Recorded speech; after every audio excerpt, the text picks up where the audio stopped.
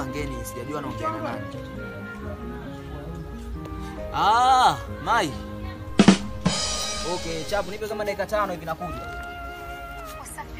Haya poa. Haya poa, utanikuta mwanangu. Funguka mwanangu, umeona.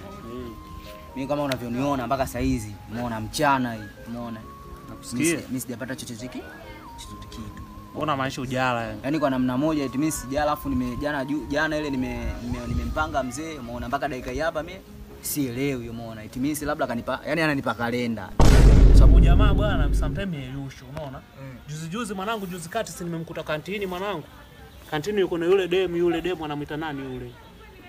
Yule nani? Yule kimwana yule.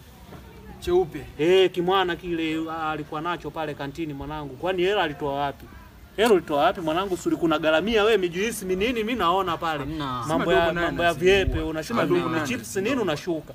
Sasa unaanza kulialia mbele anauma. Hamna blaza najua ulikuwa unashauriwa na wazazi wako ukifika shuleni bwana si nini mademu. Mimi najua wazazi wako waweza akakuruhusu ukaja chuo wanatoa hela yao kupi ushauri.